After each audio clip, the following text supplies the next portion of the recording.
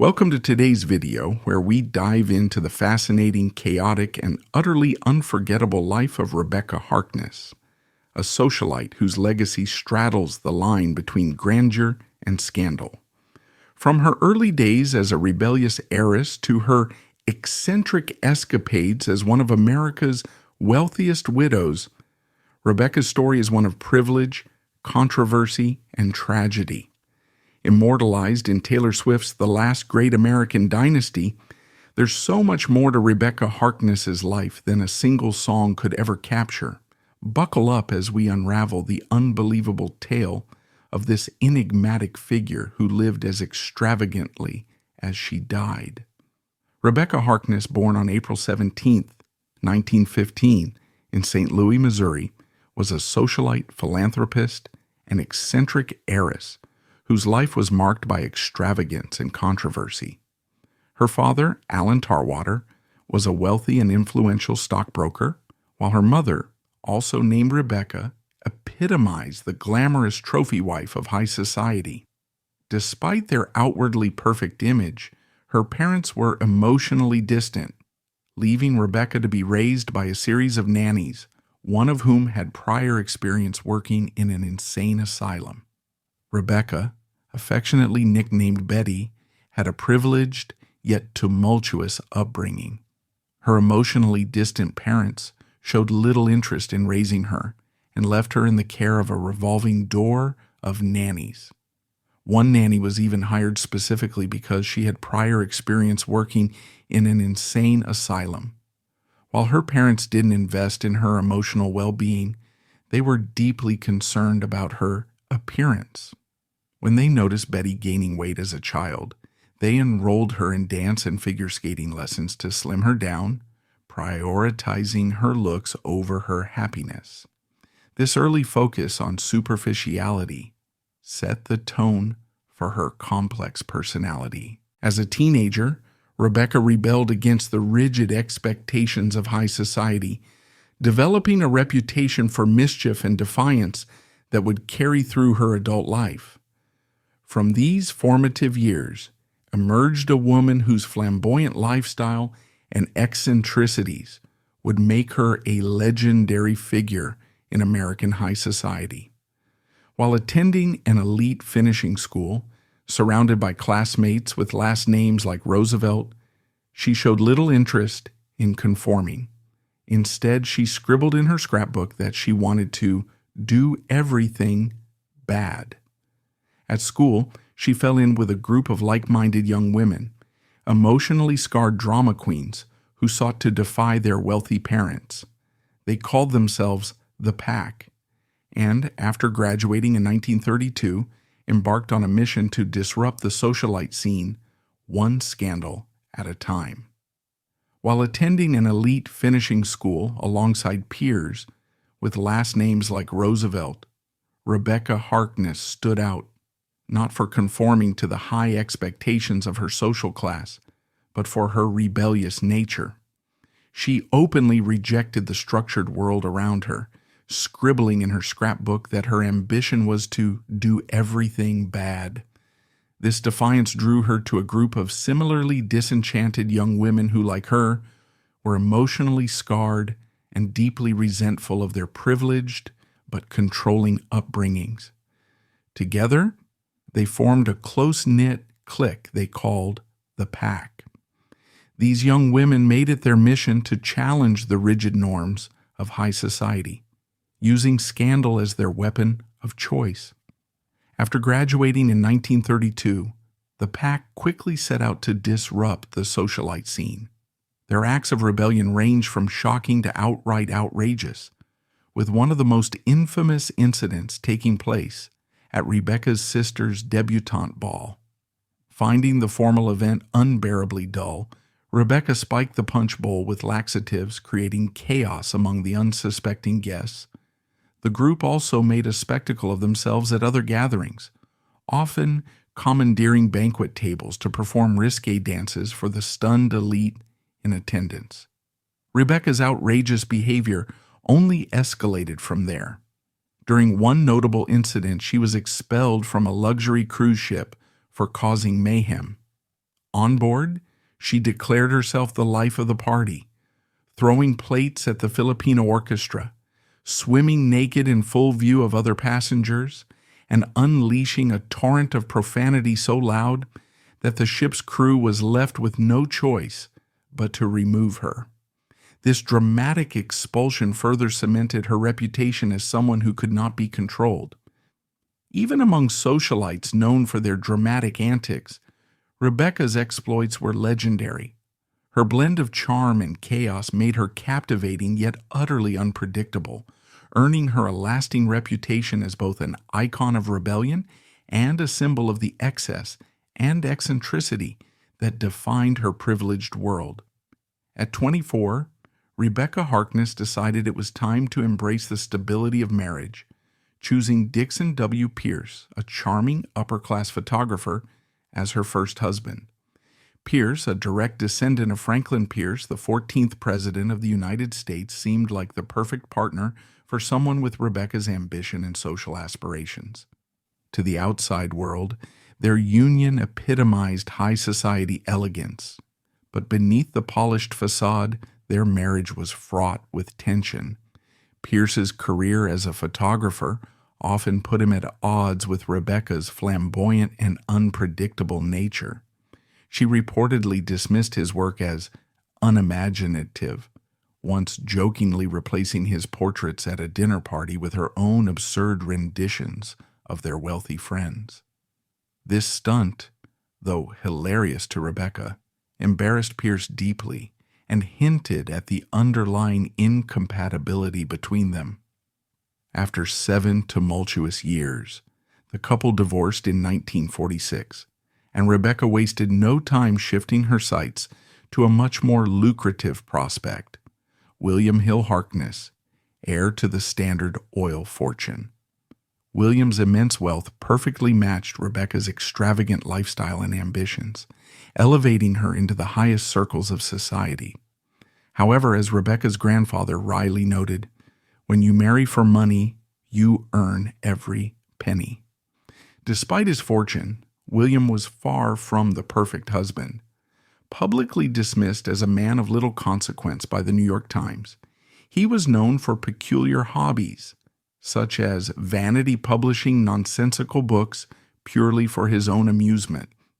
Behind closed doors, their relationship was far from harmonious. William, 15 years older than Rebekah, treated her like a rebellious child, constantly seeking to discipline her, while Rebekah defied him at every turn. Their frequent arguments only deepened the divide, leaving Rebekah to focus on using her new status and wealth to expand her influence in elite social circles. By the mid-1950s, Rebekah had solidified her position in elite circles, even landing a glamorous photo spread in Vogue. At the time, she was raising 3 children, Alan and Anne from her first marriage, and Edith, her daughter with William. However, her parenting style was far from traditional. While renovating her sprawling Rhode Island mansion, she famously insisted on adding 8 kitchens and 21 bathrooms. Rumor had it that her primary goal was to avoid any direct interaction with her children, delegating their care entirely to an army of nannies. "Let the kitchens and bathrooms be their playgrounds," she reportedly quipped, highlighting her detached approach to motherhood. Rebekah's eccentricity didn't stop at home renovations. She often held elaborate parties at the mansion, complete with absurd themes and extravagant details. At one such event, she had the swimming pool filled with rose-scented water and instructed the waitstaff to serve cocktails balanced on live turtles adorned with miniature saddles. While these spectacles delighted her guests, they further alienated her family. William reportedly found her antics infuriating, though he lacked the resolve to curb them. As their marriage progressed, Rebekah's defiance only grew. Once, during an argument about her spending habits, she staged a mock auction of William's prized possessions, inviting friends to bid on everything from his cufflinks to his favorite armchair. While meant as a joke, the incident solidified the growing rift between them. By the late 1950s, their relationship had devolved into a power struggle, with Rebekah using her new wealth as both armor and ammunition.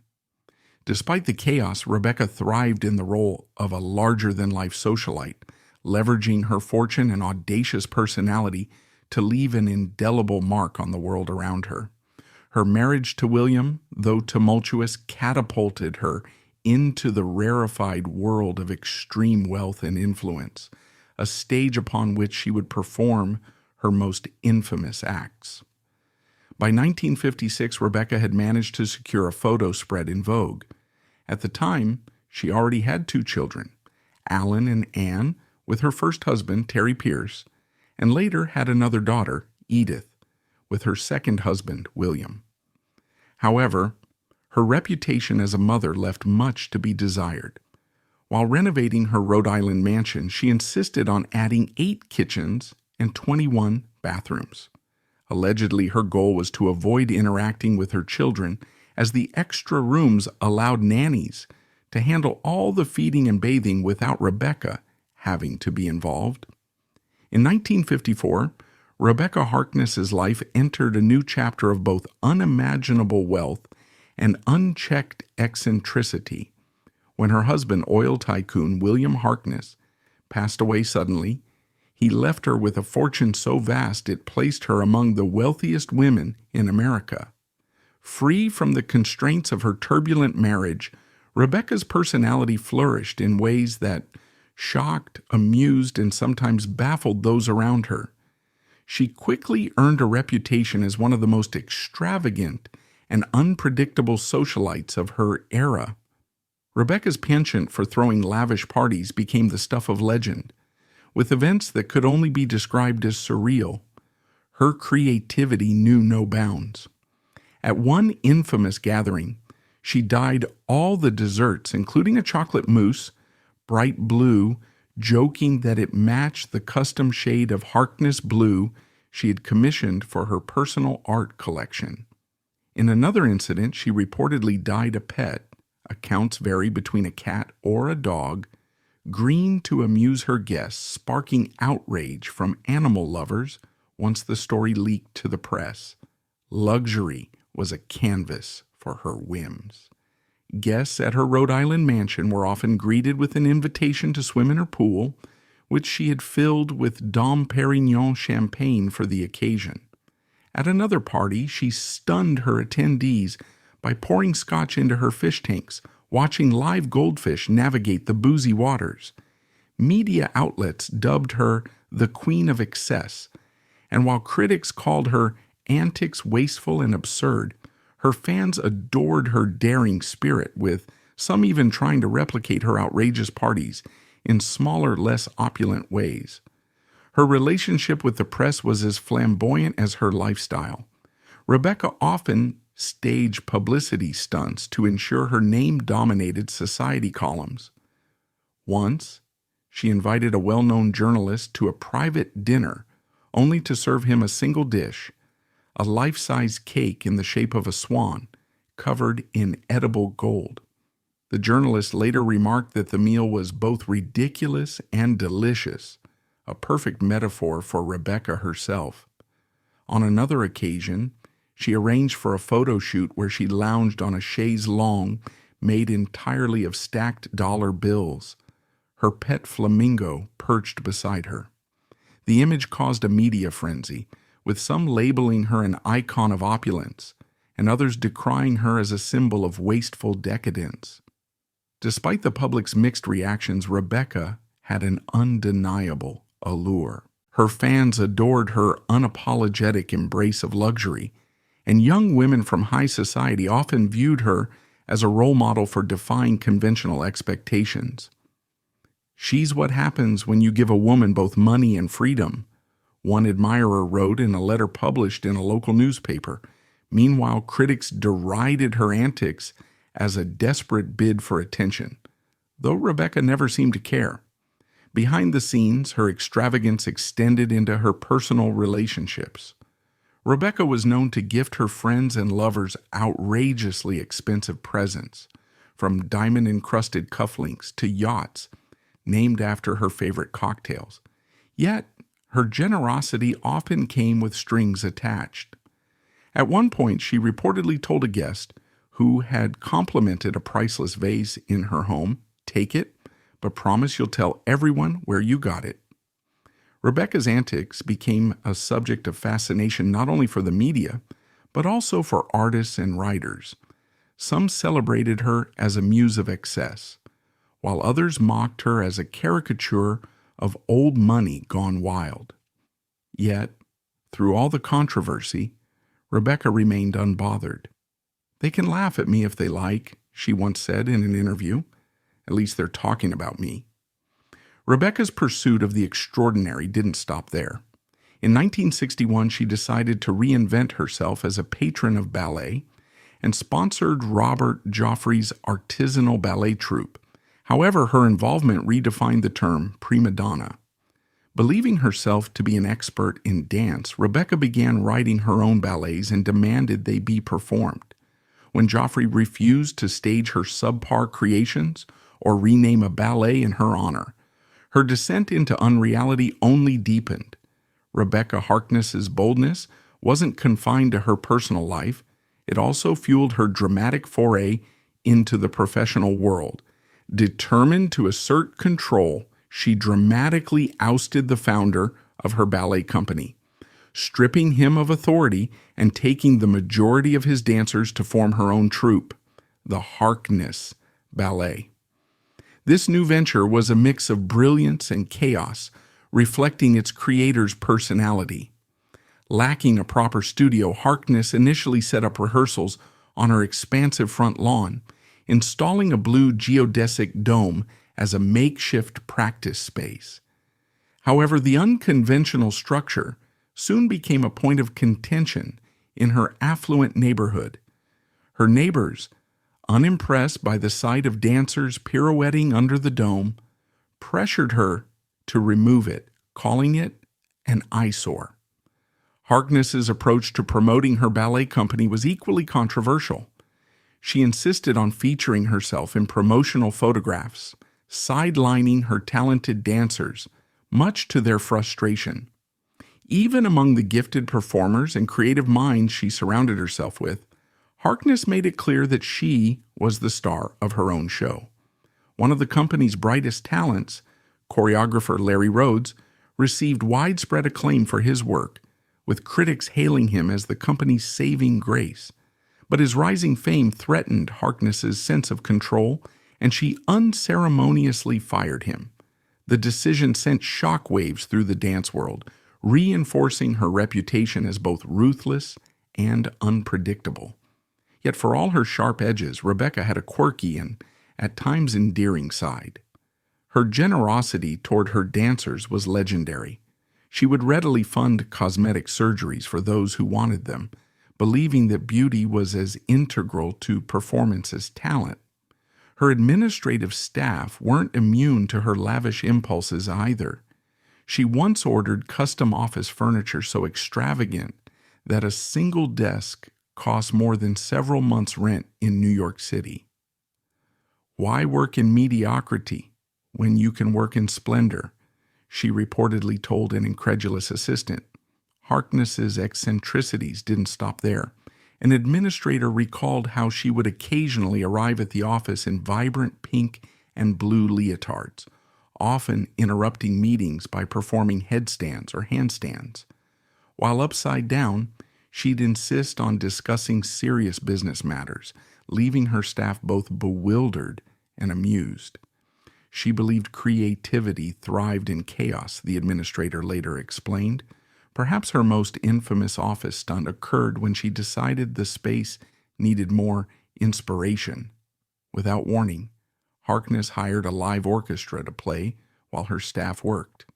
Although intended to boost morale, the constant symphony reportedly led to more headaches than breakthroughs, and the orchestra was dismissed within the week.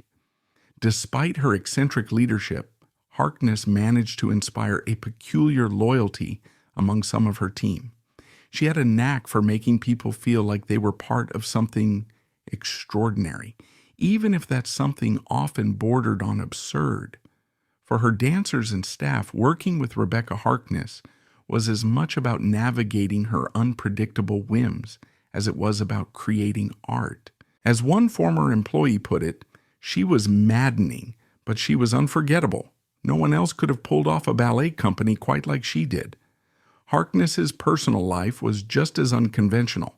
Her romantic escapades were famously dramatic, with one lover, producer Bertram Castelli, describing an encounter in her office as akin to two camels in the desert finding an oasis, a statement as chaotic as their reported night together. Ever the benefactor, Rebekah made Castelli the artistic director of her ballet company, though their relationship wasn't strictly professional. She often took the liberty of issuing him romantic directives, showcasing her unique blend of dominance and eccentricity in both her personal and professional spheres. Rebekah's life continued to be a whirlwind of eccentricity and scandal. At one point, she demanded her personal assistant Castelli to kiss me like the others. They just know how to bite.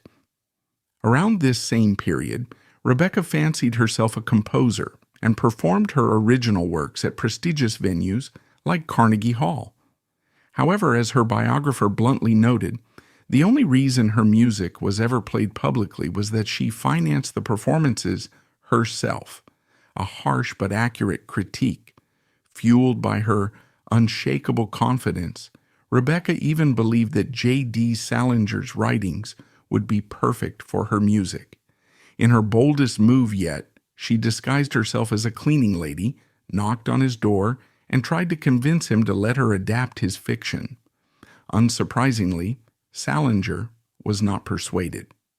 In 1961, Rebekah Harkness once again sought companionship and stability, this time marrying celebrity physician Benjamin Harrison Keene. On the surface, Keene seemed like an ideal match for the wealthy and influential widow. A prominent figure in his field, he had consulted with several U.S. presidents and was highly regarded in both medical and social circles. His prestige brought a sense of sophistication to their union, and their wedding was a high society affair attended by politicians, celebrities, and elite socialites. However, beneath this polished exterior lay a more complex and murky reality. Keene's connections to organized crime, whispered about in elite circles, added a layer of intrigue and tension to their marriage. While these ties were never fully confirmed, rumors of his dealings with questionable individuals often followed him. Rebekah, always drawn to the dramatic and unconventional, initially found his shadowy connections thrilling. She would reportedly joke to friends, "At least he keeps life interesting." However, as time passed, these darker associations became a source of strain.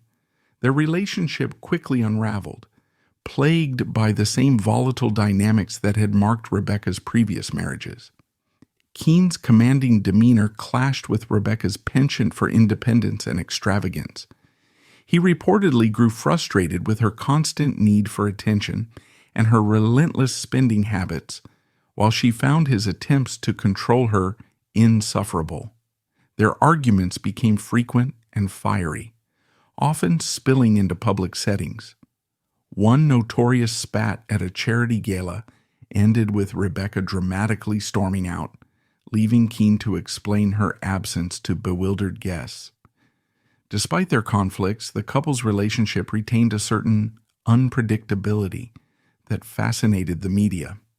Tabloids eagerly followed their every move, dubbing them the drama duo. Their lavish vacations and over-the-top parties were often fodder for gossip columns.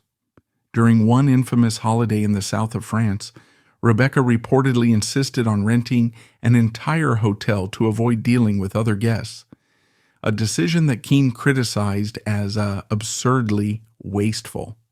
In response, she retorted, "Absurd is my specialty." Ultimately, their differences proved insurmountable. After just 4 years of marriage, the couple divorced in 1965, marking yet another chapter of turbulence in Rebekah's colorful personal life. Following the divorce, Rebekah threw a lavish freedom party at her Rhode Island mansion, complete with live music, champagne fountains, and a cake shaped like a pair of broken handcuffs. Guests later recalled that while the event was celebratory, it also carried an air of melancholy, a reminder of the repeated pattern of failed relationships in her life. Though her marriage to Keene was short-lived, it remained a significant period in Rebekah's story, reflecting both her unrelenting pursuit of love and her inability or unwillingness to conform to conventional relationships. As one friend remarked, Rebekah was never built for ordinary love. She thrived in chaos, and unfortunately, chaos doesn't make for lasting marriages. After 1966, Rebekah Harkness's life descended into a spiral of tragedy and scandal, capturing both the fascination and criticism of the public. Her granddaughter Angel's birth, marred by severe brain damage, initially brought out an unexpected tenderness in Rebekah. Friends and family were surprised by her attentiveness, as she often held Angel during gatherings, referring to her as my little miracle. This rare glimpse of affection seemed to hint at a softer side of Rebekah that many believed didn't exist. However, this fragile connection shattered over a seemingly minor incident. Angel playfully tugged at a ribbon in Rebekah's hair during one visit. This act of innocence was met with cold rejection, and Rebekah's warmth evaporated almost instantly, leaving her granddaughter and family stunned by her abrupt withdrawal. By this time, the dysfunction in the Harkness family had become impossible to ignore, with the media quick to latch on to the unfolding drama. Her daughter Edith's battle with clinical depression became a tragic focal point, with Edith spending years in and out of mental institutions following repeated suicide attempts. Rebekah's response to her daughter's suffering shocked even those close to her. Instead of offering support, she often made callous remarks such as, "How should she do it? Is there a chic way to go?" These comments, leaked to the press by a former friend, sparked widespread outrage, further tarnishing her public image. Meanwhile, her son Alan found himself in the headlines for a violent altercation that ended in a man's death. Sentenced to prison, Alan later described his incarceration as the happiest years of my life, citing the relief of being free from his mother's domineering and chaotic influence. This statement fueled a flurry of tabloid stories, painting Rebekah as a toxic figure in the lives of her children. Despite the negative press, some fans of Rebekah continued to defend her, arguing that her eccentricities and detached behavior were misunderstood. "She's a woman who lived through immense pressure and loss," one admirer wrote in a letter to a popular magazine. "We can't judge her without knowing her pain." In 1974, Rebekah married for the fourth time, tying the knot with Dr. Niels H. Lowan. This union, much like her previous marriages, was short-lived and tumultuous.